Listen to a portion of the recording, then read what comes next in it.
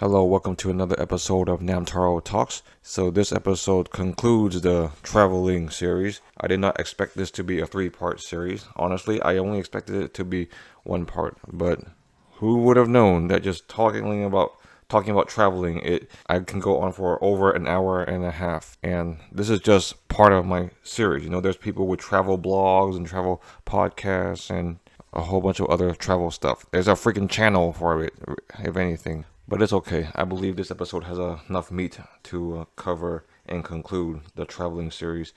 Yeah, I would just preface it by saying that I will talk about my two major recent trips. That was to China and to Vietnam, both in the fall of last year. Once again, I will be name dropping some stuff, and I did write little quote unquote blogs about my opinions, impressions, and takes about both of these countries based on my visits. I am not as inclined to share them here because I feel kind of redundant having repeated these sentiments to several other people already. However, if you're ever curious about my takes on these two countries, just ask me personally and I can go into detail myself. Let's start with China. Yeah, honestly, it was my first time in China, and I 100% put most of my trust on the trip into my mother-in-law. So the trip was my mother-in-law, my wife, and me. And I really didn't have that many expectations. I was just going with the flow. Well, that's pretty much my attitude for both of these trips, if anything. But I trust their judgment, and we first arrived in Beijing. Yeah, capital city, and I didn't realize how big it was and how developed it was. And of course, it's easy to take subways and get ride sharing programs. We stayed in the Wangfujing area, which I really liked. But then again, you're pretty spoiled to stay in that area because it is one giant square with a whole bunch of shops, and there were literally 4 malls, or probably even more, within walking distance. Very colorful, very bright. It's like Times Square, but I don't know, a bit less bananas, or a different kind of bananas. I don't know how to describe it. I won't go through our entire itinerary, but we hit up several places over the course of a few days, or maybe even a week. I forgot. We went to the Temple of Heaven East, Lama Temple, Nanguo Liuxiang Street. Was that the Beef Street? I don't remember. Oh yeah, the Summer Palace, the Yuanming Yuan Park. Yeah, I already know I'm butchering all these names already. And of course, we went to the Great Wall at the Muntanyu entrance, and we also went to the Forbidden Palace, Jinshan Park, Beihai Park. Oh, New Jia, that's the Beef Street. And also went to Hohai and Shichahai. I believe those were parks or districts or regions or stops on the subway. I totally forgot. But just areas, cool areas that were worth remembering and naming. I took a lot of pictures, all right? I took I believe over 3,000 pictures on that trip. So people say a picture is worth 1,000 words, so that's about 3 million words right there. Then we also went to, let's see here, Qianming district with the Zhenyangmen building. And then we took the bullet train to Luoyang, her hometown. And we stayed at her aunt's place for several days. That was cool. We went to Zhongzhou in Jishu Street. Also went to Baimasu Temple and went to Longmen Park and saw Buddha statues and walked around in the Hanfus. We also went to historical Luoyi Park and the Shaolin Temple at Songshan Park. And then we took the train to Xi'an, and then we saw the terracotta soldiers. And then, of course, we went to the Xi'an Center, the South Wall, the Small Wild Goose Pagoda Park, and the Bell Tower. And then we went to the Large Goose Pagoda Park called Dayanta and the Grand Tang Mall. Yeah, so that was huge, to say the least. Yes, at this point, I am very sure that you are lost and don't know what the heck I'm talking about, and I'm just name dropping a whole bunch of random places with my poor accent. I'll be honest, it was like a quick speed run, and I'm not even done with the trip yet. So we're in Xi'an, and then let's see what else did we do. We went back to Luoyang, and then we went to her grandpa's grave and went to a Taoist temple. And then we went back to Beijing and then we flew back home. Yeah, like I said, my podcast, it does not really do justice when I'm describing the places I went to. Like nothing beats the experience itself, going there itself. And I have already kept record of this in other ways, little like thoughts and posts and blog posts, and of course lots of photographs here and there. But this is a nice free-form medium. It lets my thoughts are run not really like a stream of consciousness, but I can talk about whatever, however, maybe go on tangents, but I promise to tie it all together in the end.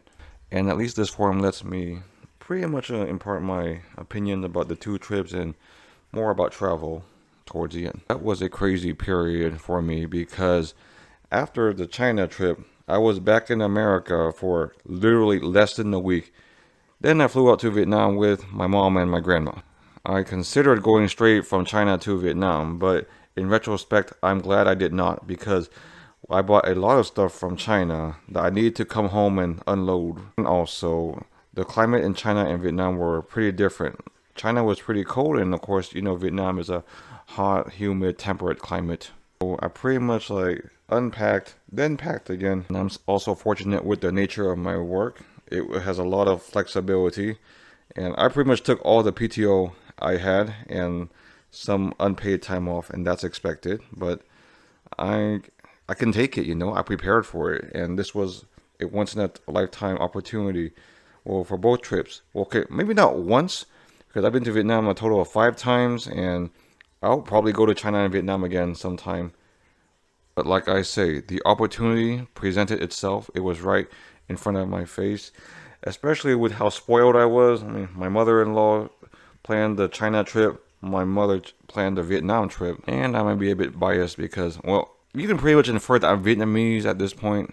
Well, anyways, on to Vietnam. So, yeah, we flew into Hanoi, and then we stayed at the Hanoi Old Quarter, and the hotel we stayed at was called the Aviary. I really liked it. It was a bit small, but it was pretty homey, and they took good care of you. And though the breakfast did take a little bit long to make, it was a solid breakfast every morning. But the Old Quarter, yeah, it's old. It's in the name for a reason. It was tight. It was crowded. It was hard for a car to fit through. It was chaotic and bustling and fun. That's the thing about these trips. Sometimes on the way there, it's like you're in the car, or in Vietnam, it's like the Seattle bus. You take a mental note about, where and what stores are there, and you kind of do a quick geographical map. Nowadays that we have the convenience of Google Maps. So that makes it a lot easier to navigate.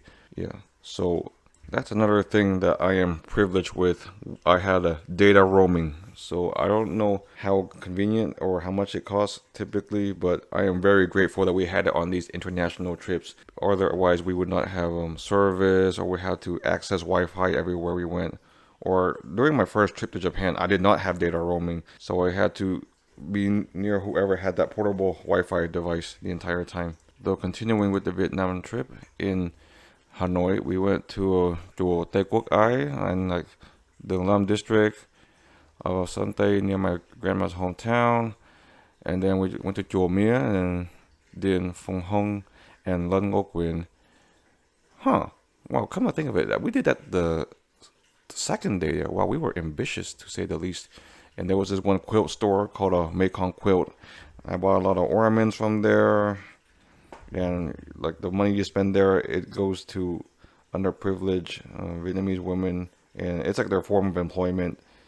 These are the people in the rural areas or in the mountains and whatnot. But they make good quality quilt stuff. And during that tour, we got to walk through an old village, and the tour guides, I think it was his friend's mother, and we get to go to their house, and that old lady cooked us a nice home-cooked meal and became friends with my grandma.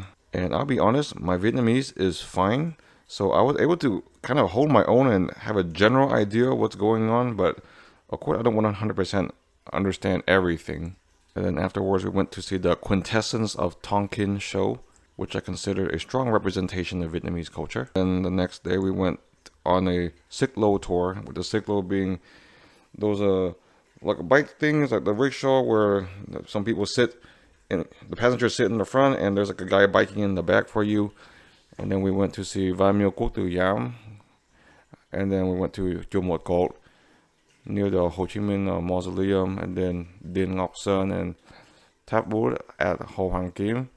And I saw two preserved turtles, and also got a beer high Hanoi, ate lunch at Vo Jacka, got an egg coffee at Cafe Yang, and that's one thing I did appreciate about the Vietnam trip. I had a bit more agency, and you know how I like some agency and independence during vacations and trips for me to go out on my own. And I had that during the China trip too, but it was pretty much go at your own risk. Go at your very limited 3-year in high school Chinese. So I could pretty much go and look in China, but conversations, forget it. Maybe just if I wanted to buy something, that's it. But I did enjoy it in China, and of course I took full advantage of it in Vietnam. Yeah, so luckily I didn't have to stick with my mom and my grandma the entire time I was there. Well, they understand that I'm grown now, you know. Maybe if I was like a teenager, I would have to stick with them. I mean, they're not gonna let like a teenage kid out in Vietnam by himself, even though he's ethnically Vietnamese. Though they did briefly let me do that at my previous trip in Vietnam, but not as much freedom as this time. So when I was walking along my own, I saw the murals on the walls. I went to the Hanoi train street. And honestly, I'm glad I was on my own because I get to hang out in certain stores for prolonged periods of time.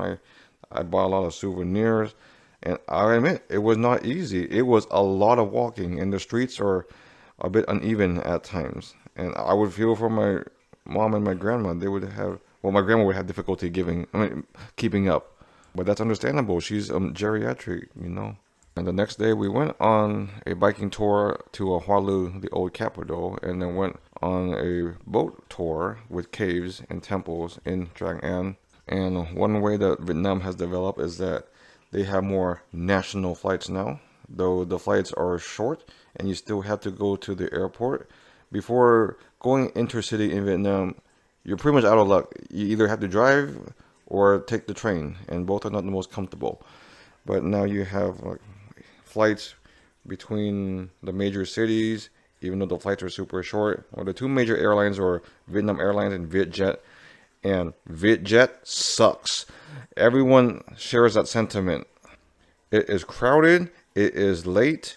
Though I know the employees are trying the best they can, but I have never seen smaller seats on a plane. I'm very sure it's worse than Spirit Airlines. But we flew from Hanoi to Da Nang, which is more in the central region. Yeah, that's one thing I liked about the Vietnam trip, because I get to see both mom's side family members and later dad's side family members also. And we were a bit spoiled because we stayed at the Muang Thang Hotel and we get to overlook the beach. And it's a beach right there. You gotta swim in it. Though it's normal life for them. Like, we woke up at like 6:15 to just like go down, cross the street, and then swim at the beach. And we went to our shares of bargain markets. There's Chợ Han in Da Nang and Chợ Bến Thành in Saigon. Though honestly, I am not too impressed with them because it's a bit crowded and some of the sellers are a bit pushy, to say the least. And it's nothing that I would really want to buy myself, but it's still a unique, enjoyable environment regardless. And of course, we went to a Chùa Linh Ứng with the giant Kuan Yin statue, or in Vietnamese we call it Phật Ba Quan Âm. Then we took the xe đò to Hoi An, which is known for its lanterns. But on the way there, we stopped at this place where we get to go along the river in these circular basket boats called Thun. And you can go along, or sometimes they spin you in a circle. And it's like on par with the teacup ride at Disney World, or maybe even worse. But yeah, we made it to Hoi An, had some dinner, saw some lanterns, walked the downtown streets, crossed some bridges, saw the Hoi An Memory Show. Then the next day we went to Hue, another central city known for their unique accent, to say the least. And of course we rode the cyclo bike passenger thing again to Kinh Thanh Hue, which is like a Palace. Yeah, so we also check out Jotinmo and Doding through Hill. One good memory I have was there were some local kids playing badminton in the concrete at the temple, and I asked to join them, and they let me. And surprisingly, I was able to hold my own. Once again, it's kids half my age in slippers and barefoot, and I'm in my tennis shoes, and I'm all sweaty from the tour, but it was still enjoyable nonetheless. Yes, and also Doden Tu Hill is where the Buddhist monk Thich Nhat Hanh, he started his meditation Buddhist journey into mindfulness. Yeah, he's pretty famous. I went to one of his retreats once, and I always tell people, oh, he met Martin Luther King one time. Yeah, so we flew into Da Nang, but then we spent about a day in Hoi An and then a day in Hue. Now I had to hang around and explore Da Nang myself. So once again, I get to be on my own. This is a story that I will hold on to for a while. I went to 7 tea and coffee or milk tea drink shops in 2 hours. A total of 10 different drink shops that day, if you count the shops that I went to afterwards with my family. And yeah, I bought a drink at all of them, pretty much. I know it wasn't good for me. I risked getting diabetes, but the drinks were unique, and I gotta support the businesses. And how often would you have an opportunity like that? And we ended our last night there on the Baekdang walking path on near the Han River and with the bridge where they have a dragon that spits out water or breathes fire. Yeah, the funny thing about making these episodes is that I am very aware of my shortcomings. I say and a lot. This is why I am not an author, I am not a YouTuber, I am not an internet personality or influencer, but that's okay. But if I ever want to do any of these things, I really got to work on myself even more. Well, anyways, we flew from Da Nang down to Saigon. Yep, like I say, I prefer to call it Saigon. In the south, of course. And I am very sure it is likely the richest, most developed city in Vietnam right now. It got some high rises and tall buildings and skyscrapers. We met up with my mom's old childhood friend and her son. Yeah, her son's around like maybe a bit younger than me, but yeah, we struck up a conversation in English. Honestly, it was one of my first major English conversations in about 2 weeks, which was refreshing, of course. And the interesting thing is, he's very easy to talk to. That's another thing when you grow up more. You have a bit more experiences. You know how to conduct yourselves. You have a better idea of who you are. So you have a better idea of how to express yourselves. Yeah, I remember this kid. Well, back when he was a kid, and I think I'm 2 or 3 years older than him. He used to talk a lot as a kid, and I found that annoying. But 20 years later, 25, I don't know. It's cool to talk. Like, we have things to talk about. We can draw from our experiences and opinions. Okay, so Vietnamese and Mandarin are tonal languages, and I wrote down these names without the tone, so I'm pretty sure I'm butchering them. Yeah, in Saigon, we went to Chùa Diệu Pháp, Chùa Giác Hoa, Chùa Long Ong, and then we did the 2-story overhead bus tour at night. And my dad's hometown is in the south, so of course we had to visit it again. So we took the Serdal vans down to my dad's hometown, met up with my uncle there, and honestly, just walking through that house, like, the memories come back. I remember the layout of the house. I remember what my brother and I were doing. Of course, my dad and my aunts and uncles have a lot more memories of that house. Though, of course, my dad's hometown, it changed a bit. Like, many stores changed. My uncle, he does not live a couple houses down anymore. And it was only a day trip, so we didn't really check out the river and go on tours or anything. And those, the family friends, like their daughters, I don't remember, they still live in town. Oh, actually, no, they moved to Saigon, and I think one moved to Finland or Denmark, one of those. But yeah, like I said, day trip to dad's hometown. Then back to Saigon, I went to a Chinese restaurant, surprisingly, at the mall, and met up with the rest of my dad's side's family who's still in Vietnam. And honestly, it felt really good to see them again. These are people who I haven't seen in about 17 years, I believe. Aunts and uncles, though a couple cousins I had not seen since my wedding. And when they came to America to visit, met one of my cousin's wife for the first time. Met his kids. His kids are cute, though one was a bit of a crybaby at first, but then she warmed up to me and then took my hand and showed me like the animals at the park. And the next day I got another spoiled by myself day most of the day. So I'll just rattle off the places. I went to the book street, the post office, a couple of coffee shops. I went to this place called the New Playground, which I had my eye on. It is known for like Saigon streetwear. So I bought myself a couple of shirts there. And my cousin, he took his moped to pick me up. And then we got some Thai noodles and we got some coffee. Yeah, so I drank like probably 3 or 4 cups of coffee that day, but that's expected when you're in Vietnam. Yeah, then I went to the coffee apartment that I see online a lot. And then I went to the store and bought a whole bunch of tote bags, each with a different tropical fruit on them. That evening we saw a show called the Ao Show at the Saigon Opera House. My mom recommended it. The best way to describe it is like a Vietnamese cultural hip-hop Rube Goldberg show. Yeah, you know those Rube Goldberg machine where you do one thing and then it triggers another thing and it just goes down the whole chain? Yeah, they had several dance performances like that. But it was really creative. And after that, I did more walking at night. I went to Chợ Ben Thanh, even though it's already closed. At least I see where it is. And I admit it, I went to the infamous Bui Vien Street, which was gaudy and tacky, like Las Vegas Strip kind of. I mean, some people may enjoy it, but it's not really my thing. Won't bore you with all the other little things that we did before we went back home. But those 2 trips, China and Vietnam, those are memories that I will keep with myself for a while. Well, they're inevitable now because I took about, I think, almost 3,000 pictures in China and over about 3,500 pictures in Vietnam.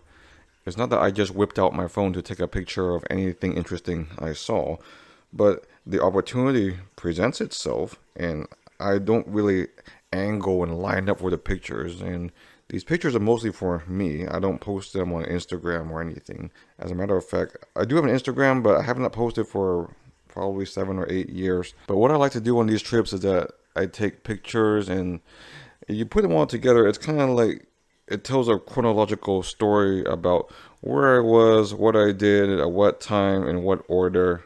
And like I say, nothing beats going to the place and experiencing it yourself. But the pictures come as close as possible. And a few videos here and there too. I mean, you're on my YouTube channel. You've probably seen these videos of both China and Vietnam already. Yes, but travel is not cheap. And I pretty much did not work for about 5 weeks. But I knew what it entailed.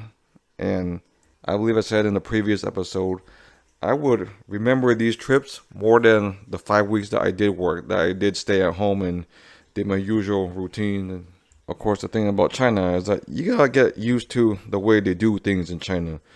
Yeah, I don't work for a Kaiser hospital, but I have several friends who do, and it's like in Kaiser you gotta do things the Kaiser way, or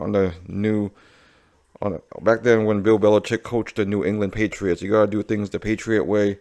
In China, you gotta do things the China way. You gotta pay the way they pay, use their apps, go through all the checkpoints. If you speak their language, it helps a lot. Of course, nowadays, China, it caters more to the locals, which is expected.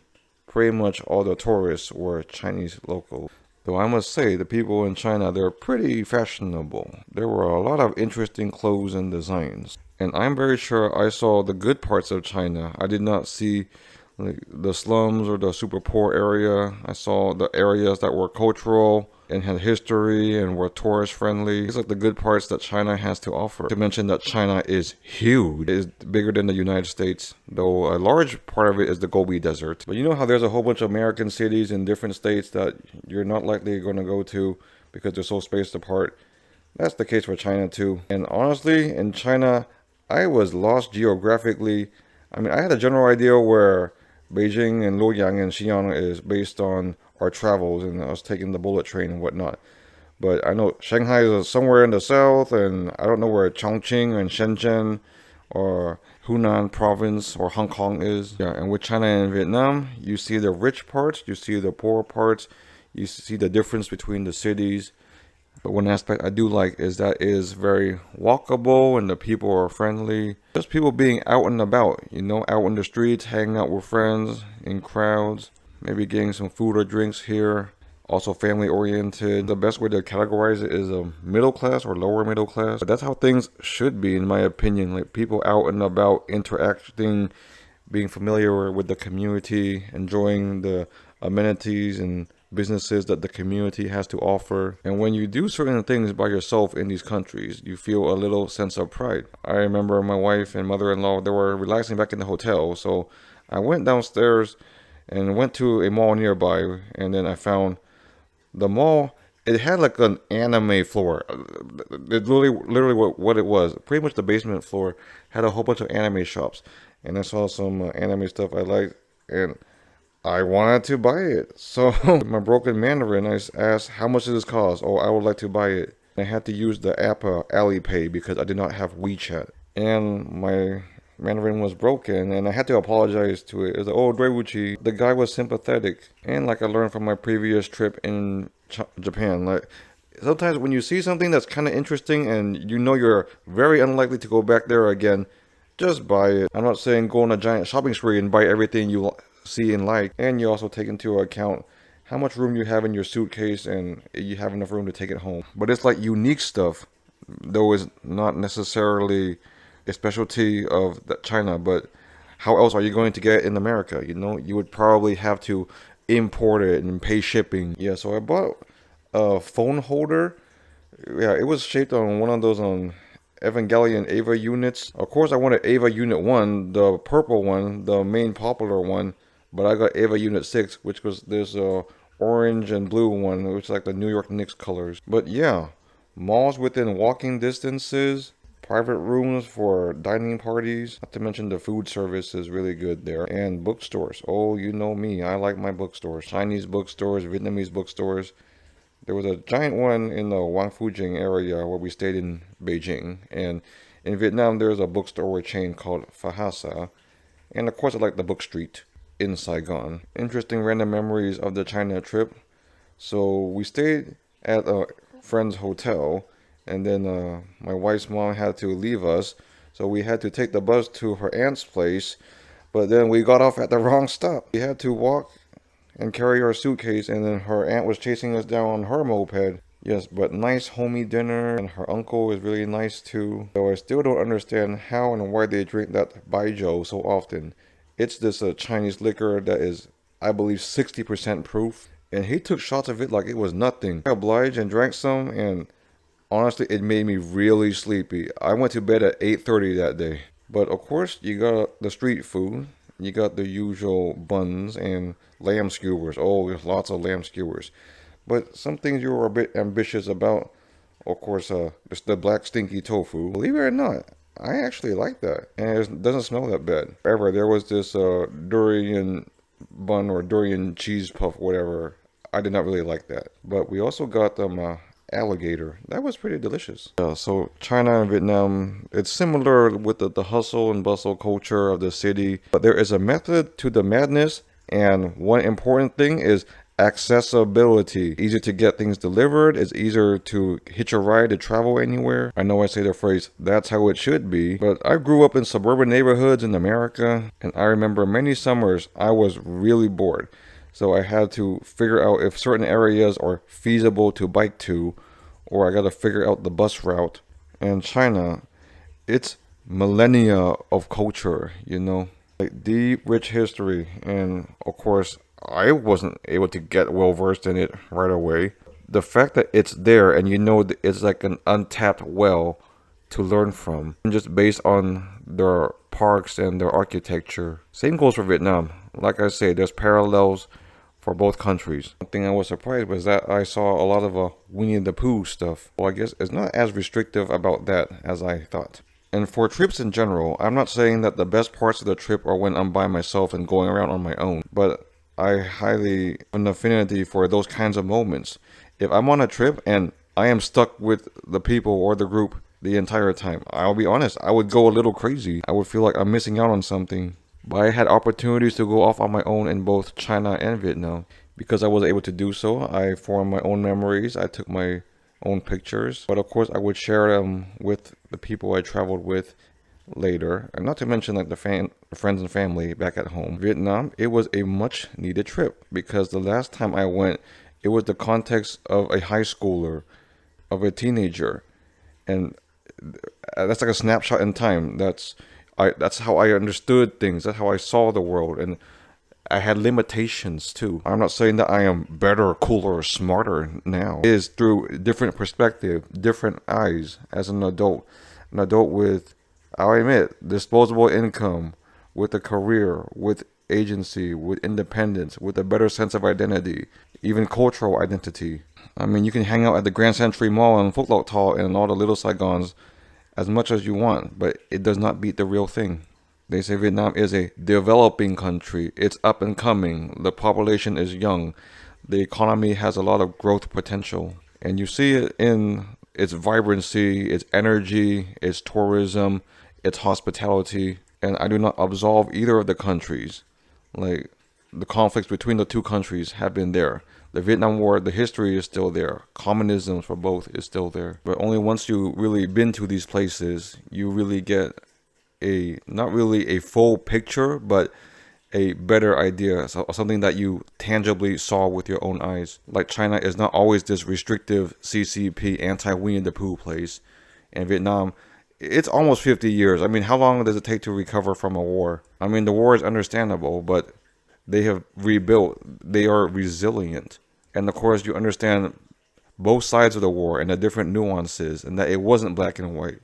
And there was a lot of suffering, and there were a lot of stories to be told. But Vietnam is not defined by it. Vietnam is defined by its entire history and culture. Yeah, like Japan is not some happy anime land. And Japan, going there as a tourist is a lot different than living there, from what I heard anyways. Well, anyways, I was glad to make these 3 podcasts about some of my travel experiences. I understand that in the future, my traveling opportunities will be limited. And as you grow older, I'm the one who's responsible for my travel. Okay, I was using second person there again, but I would be the one who planned the logistics, pay for the flights, pay for the hotels. Well, I did do that a bit too for these trips, but a lot of it was planned for me. But it's not just about the money. It's about what you want to get out of the trips. And in the future, what do you want others to get out of the trip? So you got to present the opportunities for them, present the agenda and the itinerary in order for them to experience a certain place as best as they can and form their own memories of it. Of course, they would require some hand holding and guidance at first. But if they're up for it, they have more agency, independence, and are wanderlust, they would explore on their own. Like how I explored Osaka and Harajuku and Akihabara by myself. How I took my aunt's bike and rode around my dad's hometown by myself. How I walked several malls in Wangfujing and certain areas of Vietnam by myself. But I had the opportunity to go as a collective, as a group, with my faith and my trust in another person. Well, both being mother figures in this both of these trips. But it presented the opportunity for me to go with the flow and do things on my own. A good balance of both. Same for Japan. Of course, no mothers planned my trips to Japan, but yeah, in Japan I was with my wife most of the time. But it's cool. We mostly wanted to do similar things anyways. I think the magical time limit is 35 minutes. So I'm going to spend a little bit of the last minute just advocating for travel. So for those of you who don't travel or don't have as many opportunities to travel, I highly recommend it. Like I say, whether it's local, between cities, between states, within your own country. If Europe, you can go from country to country pretty easily. Or international. It's good to see different sites, different perspectives, different experiences, see how other people live, see different lifestyles, different cultures. But of course, travel with balance. Travel by being judicious and careful and planning. And you will make mistakes. Sometimes you stay somewhere too long or the place you went to wasn't as good as you thought. But that comes with the territory. And with the internet nowadays, you can always do your due diligence, do your research accordingly, watch some vlogs if you want, go on Reddit. Well, anyways, I've been blessed to have the opportunities to travel, and I encourage that you do travel. Anyways, this concludes this episode. Thanks for listening, and I promise there will be a new topic next time. Thank you. Bye.